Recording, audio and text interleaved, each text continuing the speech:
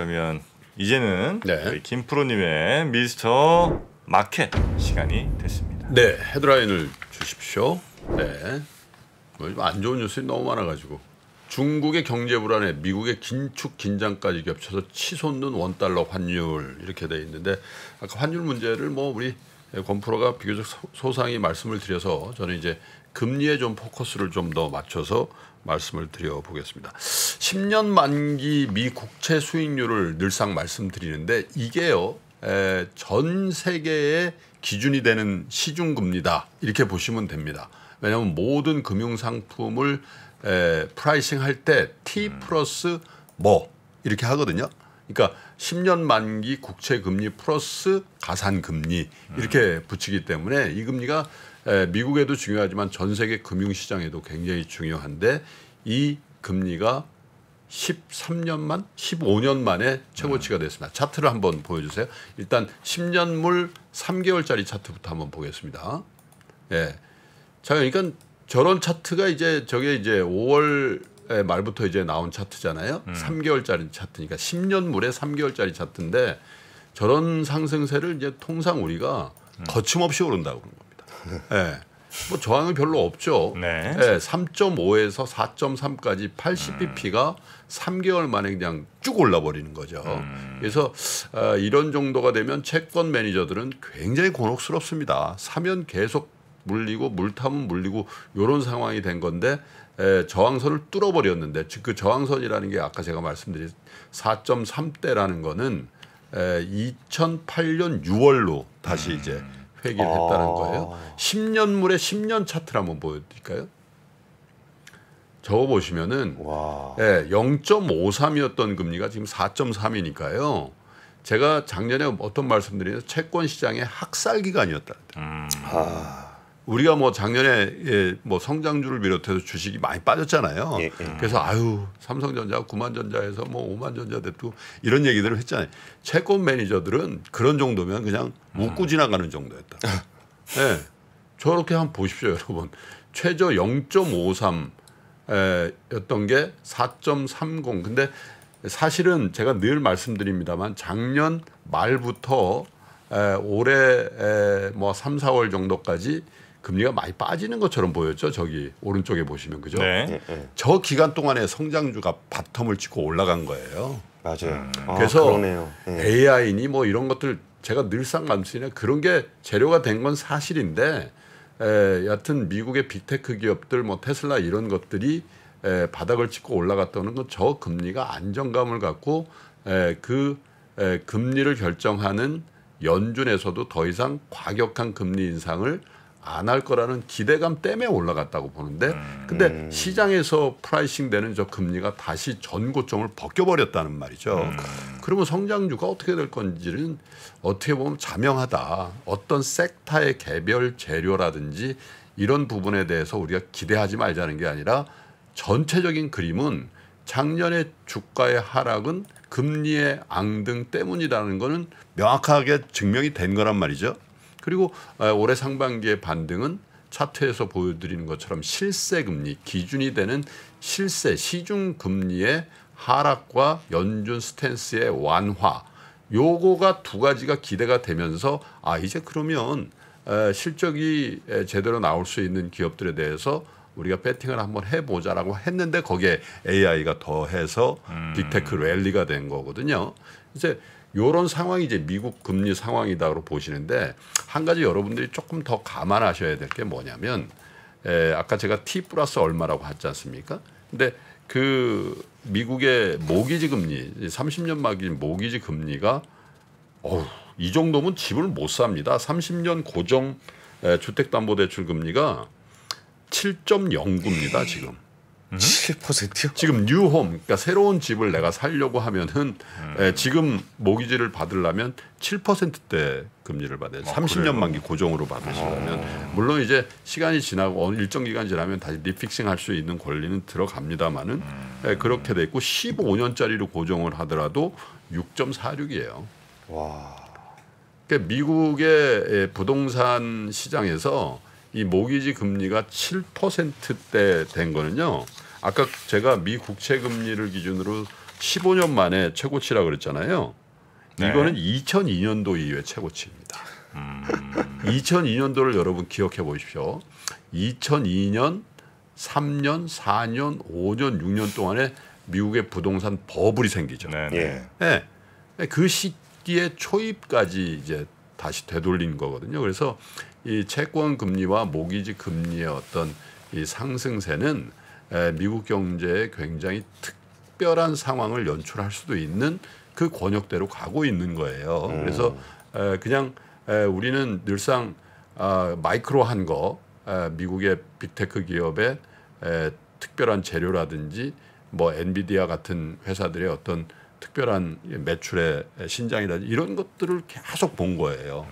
근데 제가 지난주인가 우리 댓글에 이 매크로한 분석에 대한 굉장히 냉랭한 분위기가 잡히면 그때가 매크로를 볼 때다 이런 말씀을 한번 드린 적이 있었잖아요. 정확하시네.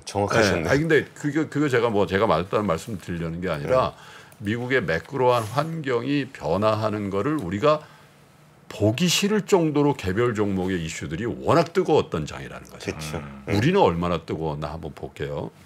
자, 그런데 자, 미국의 금리가 저렇게 오르면 미국의 빅테크를 비롯한 성장주에 되게 찬물을 끼얹다. 나스닥이 유독 더 계속 많이 빠지잖아요. 8월 들어서. 예. 그런데 여기에 하나 더 원달러 환율이 굉장히 약해지는, 그러니까 원화가 약세가 되는 국면이 되면 한국의 이 성장주는 더 안 좋아지는 겁니다. 그래서 강달러를 기준으로 이제 강달러가 연출이 되면은 신흥국 주식 안 되는데 이런 얘기 굉장히 많이 했잖아요. 왜냐하면 강달러라는 건 전체 글로벌 자금에서 미국 돈의 수요가 강해진다는 얘기니까 외국인 투자자들이 한국을 비롯한 신흥국에 투자할 여력이 별로 없어지는 상황이군. 네. 네, 그러면 금리가 높은 상황에서 강달러가 거기다 추가로 더하면 한국은 사실 미국 전체 시장으로 보면 신흥국에 분류됐고, 신흥국의 분류라는 건 미국의 입장에서는 성장주라고 보는 거거든요. 그러면 강달러가 더 시연이 된다는 건 사실 설상가상이라는 측면입니다. 자, 그러면 강달러가 얼마나 더 유지가 될까? 왜냐하면 우리는 늘상 1,300원대 환율에 대해서 아직도 거부감이 있거든요. 그렇죠.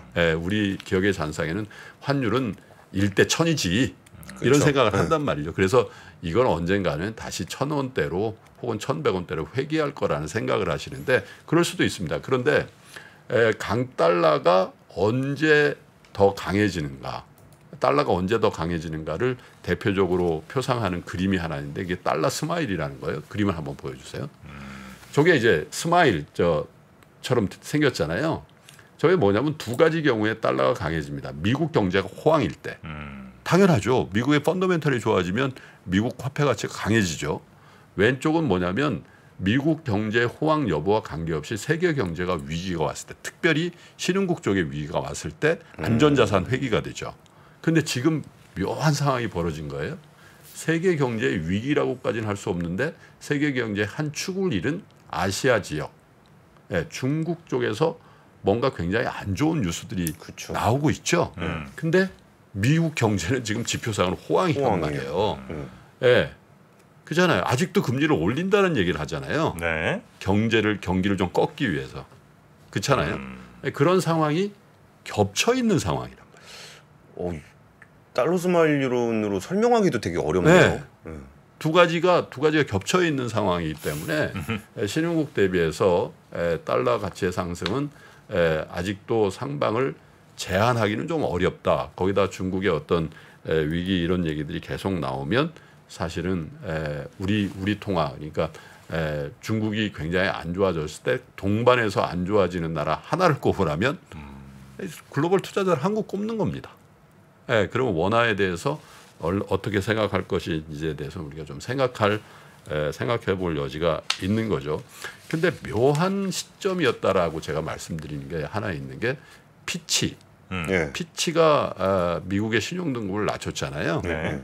근데 제가 그날 말씀드렸죠. 미국 국채 발행이 늘어야 될 때 딱 그 금리를 신용등급을 낮췄는데 또 한 가지 연상은 뭘 할 수 있냐면 중국과 미국과의 관계 속에서 중국이 딱 하나 무기를 갖고 있는 게 뭐라 그랬죠? 미 국채를 많이 들고 있습니다. 그래서 그렇죠. 여차지 가면 이거 팔아버린다. 이런 얘기를 할 수 있다라는 얘기를 우리가 몇 번 했잖아요. 네. 이런 상황 되면 전혀 못 팔죠. 왜냐하면 물렸거든요. 채권 물렸잖아요. 그리고 채권을 팔아요. 팔아서 환전을 하잖아요. 위안화가 초약세잖아요. 얼마 안 남는 거예요. 그래서 오랫동안 금융시장을 본 입장에서는 중국이 미국과의 대결 구도에서 채권 판다는 얘기가 나오면 항상 이런 일들이 벌어지더라고요. 물론 인간관계는 증명할 수는 없어요. 그래서 그 얘기는 이런 상황이 1년, 2년 지속되면 미국은 훨씬 더 경쟁력이 되고 미국과 대결 구도를 갖춘 어떤 나라는 훨씬 약해지는, 체력이 약해지는 상황을 만들더라는 거죠. 네. 자, 지금 뭐 중국 환율 또 미국 달러 뭐 여러 매크로적인 요소들이 썩 우리에게 우호적이진 않은 것 같은데 네. 그런 사항들을 저희가 또 계속해서 체크하면서 여러분께도 투자에 좀 도움되실 만한 그런 이야기들 많이 좀 전해드리도록 하겠습니다. 네. 자, 우리 권순우 팀장님 오늘도 뉴스 3 정리 잘 해주셔서 대단히 감사하고요. 주말 잘 보내시고 월요일에 뵐까요? 예, 월요일에 뵙겠습니다. 감사합니다. 대단히 고맙습니다. 예. 외환위기 오는 거 아니에요? 금융위기 오는 거 아니에요? 이런 질문들을 좀 굉장히 많이 받았었습니다. 탐욕이 되게 강했을 때 위험자산으로서의 극단적인 쏠림이 나타나고 공포감이 극에 달했을 때 안전자산으로서의 극단적인 쏠림이 나타나거든요. 과거의 일이 미래에 똑같이 일어난다 이건 아니지만 그때 당시에 위기 상황에서는 어떤 공통점들이 있었는지를 보면서 우리가 대비를 하는 방법도 고민해 볼 수 있고요. 과거를 제대로 이해하는 순간 위기의 실체가 드러납니다. 오건영의 현실 경제 이야기를 서점에서 만나보세요.